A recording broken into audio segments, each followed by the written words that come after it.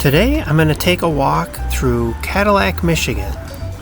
Now I'll start the hike today on the northeast corner of Lake Cadillac and head downtown for some look at the very historic city.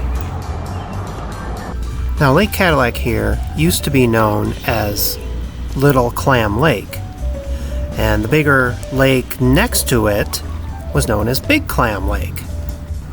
And when the local village was established in 1874, it was known as Clam Lake Village.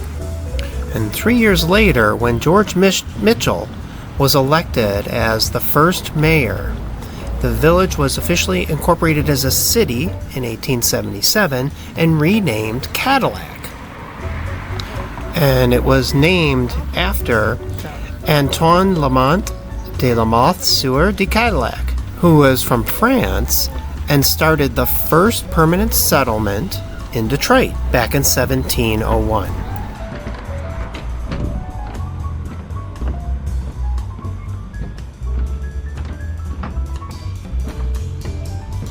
So there is a trail that maps all the way around Lake Cadillac. I think it's just over 7 miles long, but it's such a beautiful lake. I wouldn't mind doing that walk either. Now, Big Clam Lake was renamed Mitchell Lake after George Mitchell, the first mayor of Cadillac.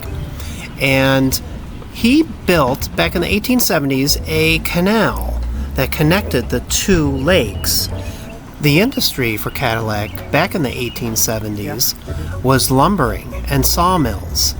And so the canal was used to float lumber from the big lake down to the smaller lake where the sawmills were located and where the railroad sites were.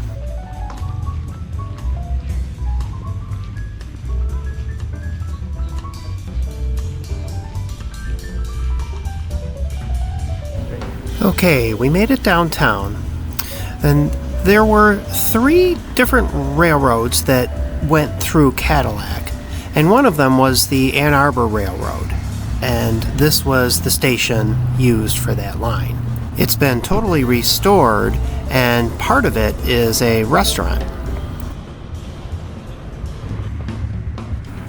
Right behind the train station is the trailhead for the White Pine Trail. The White Pine Trail is a rail trail that goes from Cadillac 91 miles down to Grand Rapids and is a beautiful trail. I've biked quite a bit of it. And on the other side of the train station is the Cadillac Commons, which is also home to the Shay Locomotive. It was perfected here in Cadillac back in 1878 by Ephraim Shay. The engine was used specifically to climb steep grades, maneuver sharp turns, and allowed the lumbering industry to operate year-round. The Cadillac Commons is a nice, relaxing park that bridges the Lake Cadillac with downtown Cadillac.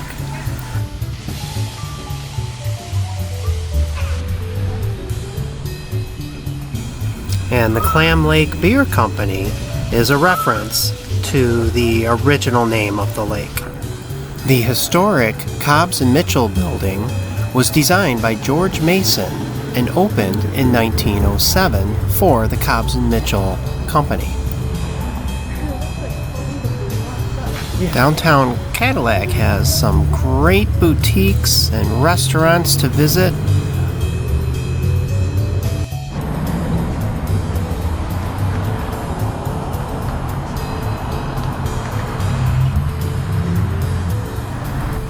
Cadillac's rapid growth in the early 1900s prompted construction of a post office, and this one had opened in 1915.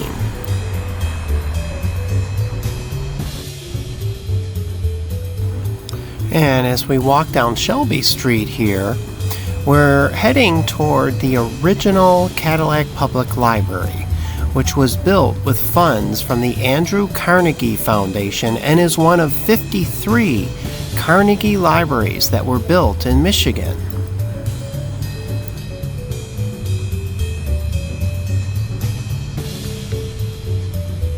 The building was completed in 1906 and served as the library for many years.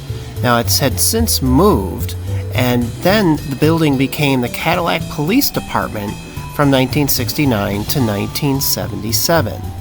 Now it has become the Wexford County Historical Society Museum and has several amazing historic displays, but just being in this building is just absolutely fascinating. The museum displays artifacts, photos, paintings, documents, maps, and exhibits of daily life in the area that dates back to the 1870s.